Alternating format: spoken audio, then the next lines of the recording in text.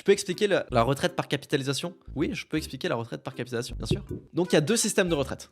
Il y a la répartition d'un côté et la capitalisation de l'autre. Dans la répartition, tu payes pour les gens qui sont à la retraite. C'est-à-dire que tous les mois, tu as une partie de son salaire qui part pour les retraites. C'est un bon système quand tu as une démographie forte et une forte natalité. Ça veut dire qu'à l'époque où on a installé ce système par répartition, il y avait un haut taux de natalité et on était plus ou moins à 4 actifs par retraité, ce qui fait que c'est un bon système. Je dis pas que la répartition c'est un mauvais système, je dis que c'est toujours dans un contexte. Donc à l'époque où on avait 4 actifs par retraité, c'est très bien. Le problème des systèmes pyramidaux, parce que c'est un système pyramidal bien sûr, c'est qu'à partir du moment où il y a de moins en moins de nouveaux entrants, le système s'écroule. Et c'est actuellement le cas parce qu'aujourd'hui en France, on est à 1,6 actifs par retraité. Bientôt 1,3. Bientôt, c'est un salarié tout seul qui porte un retraité sur ses épaules tous les mois. Donc c'est vraiment une question de démographie. À l'époque des boomers, qui sont morts pour la plupart aujourd'hui, quand tu mettais 1 euro dans la caisse de retraite, tu recevais toi pour ta retraite 2 euros. Eux, ils étaient vraiment rentables. Aujourd'hui, tu mets 1 euro dans ta retraite, tu vas recevoir au final 20 centimes. La retraite par capitalisation, c'est extrêmement simple. Paye pour toi-même. Donc la capitalisation, c'est tu payes pour toi-même. T'es même pas obligé de l'investir. Beaucoup de gens sont en mode oui, la retraite par capitalisation, c'est dangereux parce que on confie les fonds à BlackRock, machin, investir sur les marchés, c'est du boursicotage.